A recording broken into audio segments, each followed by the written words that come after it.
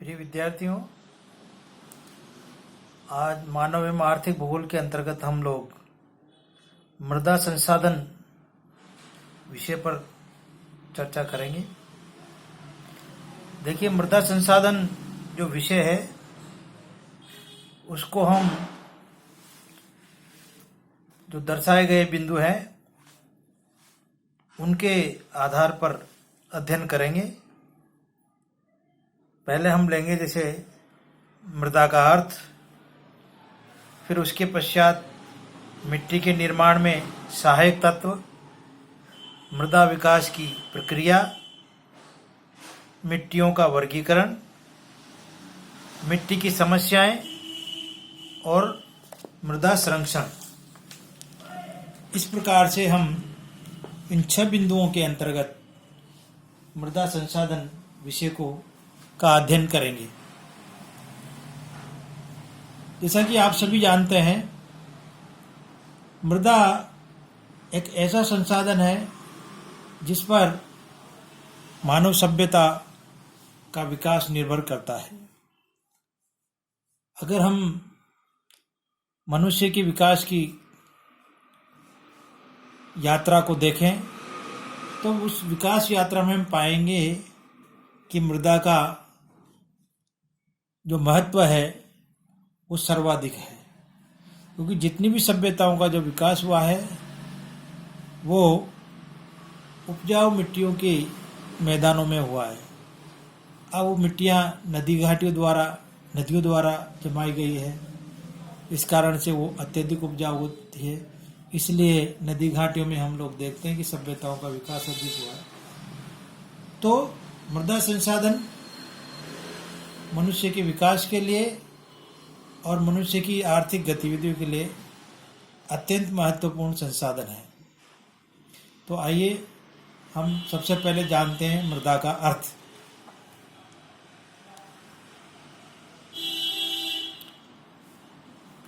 मृदा का अर्थ देखिए, मृदा या मिट्टियाँ भूपृष्ठ पर स्थित ढीले तथा महीन कणों से निर्मित एक पतली परत होती है, जिसमें विभिन्न खनिजों के कण, ह्यूमस, आर्द्रता, वायु आदि संयुक्त होते हैं। यानी कि जो मिट्टियाँ होती है, मृदा होती है, वो भूपृष्ठ पर स्थित ढीले तथा महीन कण हैं जो चट्टानों से निर्मित है, और उसमें विभिन्न प्रकार के खनिज कण, ह्यूमस, आर्द्रता, वायु इत्यादि संयुक्त रूप से विद्यमान होते हैं। तो मिट्टी के नीचे मूल सेल होती है, जिस सेलों से मिट्टियाँ बनती है वो मिट्टियों के नीचे मूल सेल के रूप में विद्यमान होती है। और मिट्टी का निर्माण मौलिक सेलों के अपक्षय तथा अपरदन से प्राप्त होने वाले पदार्थों से होता है, जिसमें जैविक अवशेषों यानी ह्यूमस का मिश्रण हो जाता है। तो इस प्रकार मिट्टी खनिजों तथा जैव तत्वों का गत्यात्मक एवं प्राकृतिक मिश्रण है, जिसमें पौधों तथा वनस्पतियों को उत्पन्न करने की क्षमता विद्यमान होती है। यानी जो मिट्टियाँ हैं वो खनिजों और जैव तत्वों का एक गत्यात्मक मिश्रण है, यानी विकासशीलता, यानी विकास होता है मिट्टियों का। दो जैव तत्वों का और खनिजों का ये गत्यात्मक एवं प्राकृतिक मिश्रण है, जिसमें पौधों को और वनस्पतियों को उत्पन्न करने की क्षमता होती है, क्योंकि विभिन्न प्रकार के इसमें खनिज तत्व, विभिन्न प्रकार के ह्यूमस, विभिन्न प्रकार के जो उपजाऊपन से संबंधित जो तत्व होते हैं वो सब इसमें विद्यमान होते हैं। तो इस प्रकार से मृदा का अर्थ हम समझ लें कि भूपृष्ठ पर स्थित मूल सेलों से अपक्षय और अपरदन से निर्मित जो ढीले कण, महीन कण होते हैं, जिसमें विभिन्न प्रकार के खनिजों की और ह्यूमस की, आर्द्रता तथा वायु की विद्यमानता होती है। तो उसे हम मृदा कहते हैं। अब मृदा कैसे बनती है, क्योंकि मृदा में कई प्रकार के जो तत्व रहते हैं। तो एक मृदा निर्माण में कौन कौन से तत्व होते हैं, आइए हम जानते हैं मृदा निर्माण में कौन कौन से तत्व होते हैं। देखिए, मिट्टियों का जो निर्माण है उनमें जो तत्व होते हैं वो होते हैं, नंबर 1 हम ले मौलिक सेल, यानी किसी न किसी सेल के महीन चूर्ण से मृदाओं का निर्माण होता है।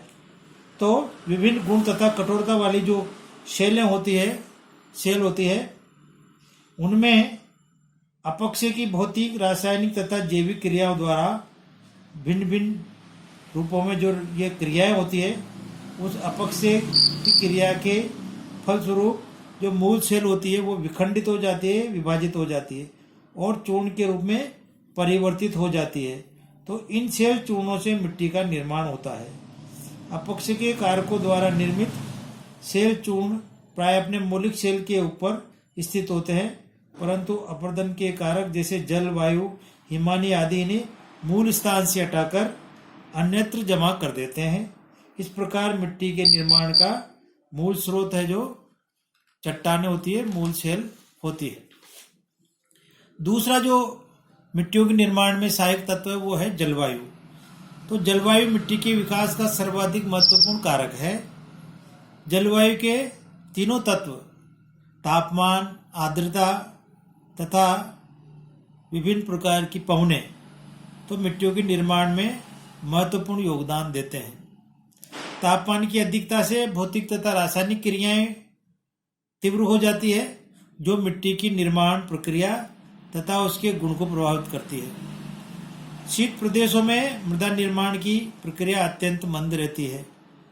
अधिक वर्षा वाले प्रदेशों में तेजी से होने वाले जलस्राव के साथ महत्वपूर्ण खनिज और जैव तत्व मिट्टी की ऊपरी सतह के नीचे चले जाते हैं और ऊपरी स्तर में बड़े कण वाले लोहा तथा एल्युमिनियम के कण ही बचे रह जाते हैं। इस क्रिया को अपक्षालन या लेटराइजेशन कहते हैं। तो इस प्रकार से जलवायु जो तत्व है वो भी मिट्टियों के निर्माण में महत्वपूर्ण भूमिका अदा करता है। तीसरा जो महत्वपूर्ण तत्व है वो है वनस्पति।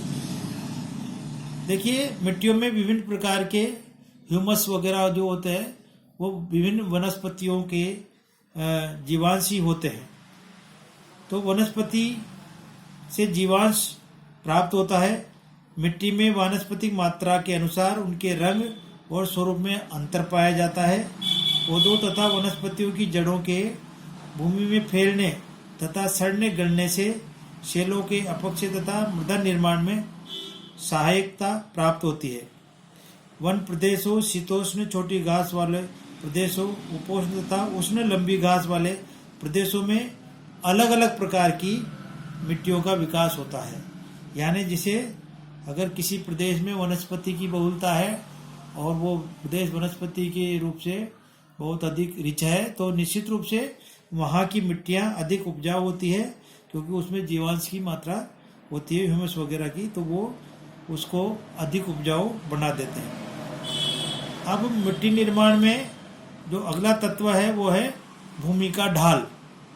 यानी अधिक ढाल वाली भूमि पर अपरदन अधिक तीव्रता से होता है और अपक्षय से निर्मित सेल चूर्ण गुरुत्वाकर्षण के प्रभाव से खिसक कर नीचे चली आती है। यही कारण है कि तीव्र ढाल वाली भूमि पर मिट्टी की पतली परत पाई जाती है, जबकि समतल भूमि पर मिट्टी की मोटी परत का जमाव पाया जाता है। यानी जो भूमि का ढाल होता है वो भी मिट्टियों के निर्माण में बहुत सहायक तत्व है, क्योंकि अगर ढाल ज़्यादा है तो वहाँ पर मिट्टियों का जमाव कम हो पाता है, जबकि मैदानी भागों में ढाल कम होने के कारण से मिट्टियों का जो जमाव है अधिक होता है। इसी कारण से वहाँ पर मिट्टियों की परत है जो मोटी होती है। अब जो अगला तत्व है समयावधि, यानी कितना समय। समय भी मिट्टियों के निर्माण में बहुत महत्वपूर्ण कारक होता है, क्योंकि अल्प समय में मिट्टियाँ जो है परिपक्व नहीं हो पाती है, उपजाऊ नहीं हो पाती है। तो अगर मिट्टी निर्माण में प्रक्रिया में जो समय जो तत्व है वो भी महत्वपूर्ण अपनी भूमिका निर्वहन करता है।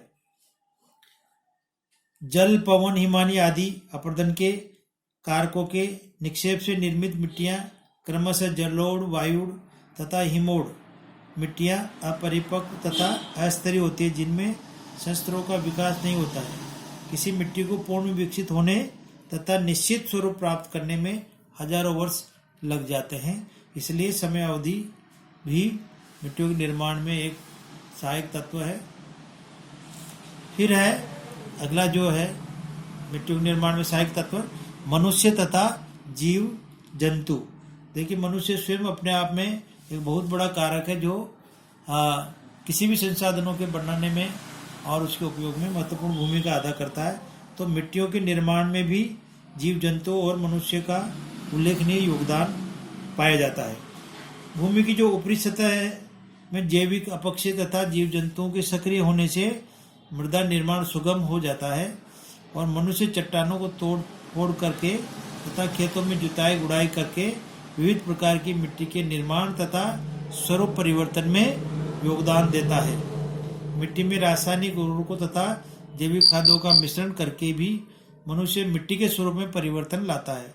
तो इस प्रकार से मिट्टी निर्माण में मानवीय योगदान और इसी तरह जीव जंतुओं के योगदान का अत्यधिक महत्व पाया जाता है। तो ये है मिट्टी निर्माण में सहायक तत्व।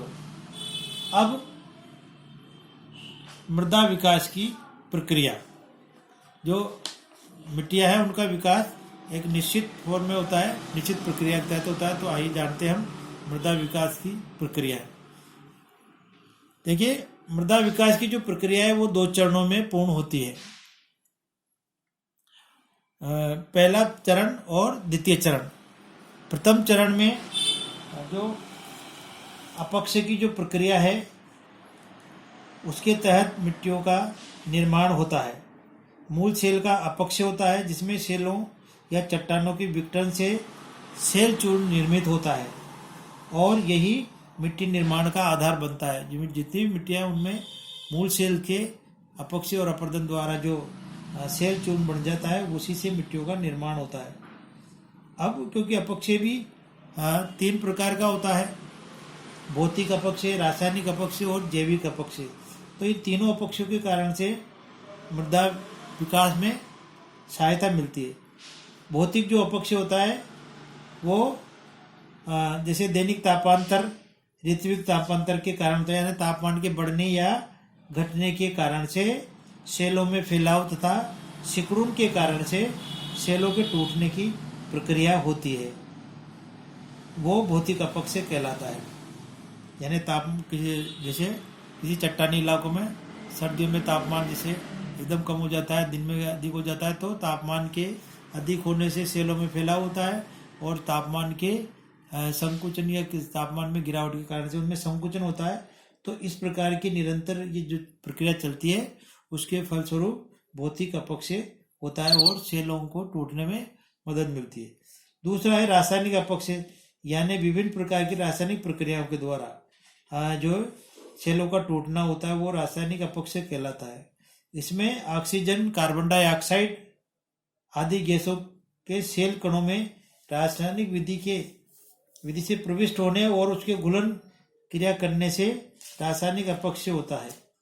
तो रासायनिक जो क्रिया से सेलों के कुछ खनिज घुलकर अलग हो जाते हैं जिससे सेल कमजोर हो जाती है और विघटित होने लगती है।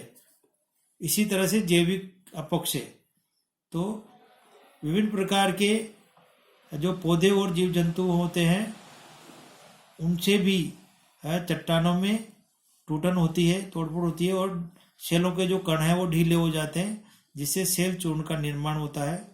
तो इस प्रकार से प्रथम चरण में किसी भी चट्टान का टूटना या अपक्षय की क्रिया द्वारा उसका ढीला हो जाना और विभिन्न चूर्ण में परिवर्तित होकर और उसका टूट जाना, ये क्रिया होती है। द्वितीय जो चरण होता है उसमें मिट्टी का वास्तविक विकास होता है। रेगोलित निर्माण के पश्चात आवरण प्रस्तर की दरारों में पौधों की जड़ें प्रविष्ट होती है और पौधों के भोजन के रूप में कैल्शियम, फास्फोरस आदि आवश्यक खनिजों को ग्रहण करने लगते हैं। तो इन पौधों को जब पशु चरते या खाते हैं तो ये खनिज पशुओं के शरीर में पहुंच जाते हैं और जब पौधों और पशुओं की मृत्यु के पश्चात ये जो खनिज तत्व हैं वापस मिट्टी में विलीन हो जाते हैं और मिट्टी में वापस पहुंच जाते हैं। तो इस प्रकार से मृदा चक्र के क्रियाशील रहने से और उसकी पुनरावृत्ति से मिट्टियों का क्रमशः विकास होता है। तो सेल अपक्षय के पश्चात दरारों से प्रविष्ट पौधों की जड़ें फैलती है। जल, वायु तथा अन्य जीव भी भीतर प्रवेश करने लग जाते हैं। इस कारण से पौधों तथा मृत जीवाणु के सड़ने गलने से मिट्टी में पर्याप्त जैव पदार्थ मिल जाते हैं। इस प्रकार ये प्रक्रिया निरंतर चलती रहती है और जिससे पूर्ण विकसित मिट्टी का निर्माण संभव होता है। तो इस प्रकार से मिट्टी निर्माण की प्रक्रिया संपन्न होती है। और मिट्टी निर्माण की प्रक्रिया में जलवायु तत्वों, विशेष रूप से तापमान, आर्द्रता का सर्वाधिक योगदान होता है। इसलिए विभिन्न जलवायु प्रदेशों में तापमान और आर्द्रता में अंतर के कारण मिट्टी के निर्माण की प्रक्रियाओं में भी उल्लेखनीय भिन्नता पाई जाती है। तो मिट्टी निर्माण की जो 3 प्रक्रियाएं तापमान और आर्द्रता से नियंत्रित होती है, जैसे लेटराइटीकरण या लेटराइजेशन, ये उष्णार्द्र प्रदेशों में मृदा निर्माण की प्रक्रिया है। आर्द्र उष्ण कटिबंध प्रदेशों में उच्च ताप और अधिक वर्षा के कारण सेल अपक्षय की क्रिया तीव्र पाई जाती है। पौधों तथा जीवाणुओं की अधिकता से जैव पदार्थ प्रचुर मात्रा में मिलते हैं, किंतु उनका विघटन भी शीघ्रता से होता है। असंख्य जीवाणु द्वारा जैव पदार्थ सूक्ष्म और घुलनशील बना देते हैं। अधिक वर्षा के कारण वर्षा का जल तीव्रता से भूमि के नीचे की ओर रिसता जाता है। इस जल के साथ बहुत से खनिज पदार्थ और जैव तत्व ऊपरी स्तर से नीचे चले जाते हैं। ये क्रिया अपक्षालन की क्रिया कहलाती है। तो इस कारण से जो इसके मतलब से बड़े कण, जो लोहा और एल्युमिनियम के कण ऊपर ही रह जाते हैं और जो इस प्रकार की जो मिट्टी होती है वो ज़्यादा उपजाऊ नहीं रहती है। मिट्टी निर्माण की इस प्रक्रिया को लेटोजेशन भी कहते हैं। दूसरी कैल्सीकरण या कैल्सिफिकेशन क्रिया कहलाती है, जो मध्य अक्षांशीय अर्धशुष्क प्रदेशों में घटित होती है। इसमें मिट्टी की ऊपरी जो सतह होती है उसके निकट कैल्शियम कार्बोनेट के संचय की क्रिया से कैल्सीकरण की क्रिया होती है। शुष्क मौसम में धरातल के सूखने पर भी भूमि के अंदर का जल ऊपर की ओर आकृष्ट होता है। जल के साथ चूने का अंश भी मिश्रित होता है। ऊपर आने पर जल का वाष्पीकरण हो जाता है, किंतु चूना या कैल्शियम कार्बोनेट मिट्टी में ही रह जाते हैं। जल के नीचे से ऊपर आने की इस क्रिया को केशिका क्रिया कहते हैं। चूना घुलनशील होने के कारण वर्षा जल के साथ नीचे की ओर जाता है और मध्य संस्तर में एकत्रित होता है। घास बहुल इन प्रदेशों में घासों की जड़ें इस कैल्शियम पदार्थ को ग्रहण करके ऊपरी संस्तर में छोड़ती रहती है। इस प्रकार मिट्टी के अस्तर और बस्तर सुविकसित होते हैं, जिसमें जैव पदार्थ की प्रचुरता पाई जाती है, जिसके कारण मिट्टी अधिक उपजाऊ होती है। शुष्क, मरुस्थलीय और अर्ध शुष्क प्रदेशों में शुष्कता अधिक होने के कारण से केशिका क्रिया अधिक सक्रिय तथा प्रबल होती है, जिसमें कैल्शियम कार्बोनेट सतह के नीचे ही निक्षेपित हो जाता है।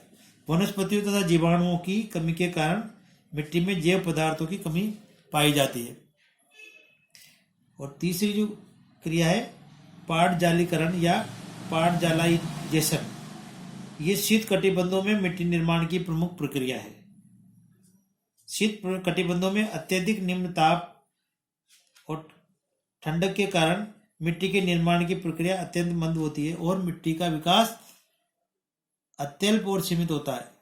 जीवाणु की संख्या अत्यल्प होने के साथ ही उनमें सक्रियता भी बहुत कम होती है, जिसके कारण पौधों और वनस्पतियों के अवशेषों का विघटन देर से हो पाता है। अधिक समय तक न सड़ने के कारण से वृक्षों की पत्तियां भूमि पर पड़ी रहती है और उनके अवरोध के कारण जल भूमि में प्रवेश नहीं कर पाता। इस प्रकार मिट्टी का विकास अधूरा रह जाता है। और चौथी जो है मृदा निक्षेपण। तो अपर्दनों के कारकों जैसे नदी, हिमनद, पवन आदि के द्वारा मिट्टी को एक स्थान से ले जाकर दूसरे स्थान पर जमा कर दिया जाता है। इस प्रक्रिया में जहाँ पर मिट्टी का अपर्दन होता है वहाँ मिट्टी पूर्णतः विकसित नहीं हो पाती, और जहाँ पर इसका निक्षेप होता है वहाँ पर मिट्टी अति नवीन तथा अविकसित होती है। तो मृदा अपर्दन तथा निक्षेपण की क्रिया नदियों तथा आर्द्र प्रदेशों में, हिम नदियों द्वारा शीत प्रदेशों में और वायु द्वारा, पवन द्वारा शुष्क प्रदेशों में अधिक होती है।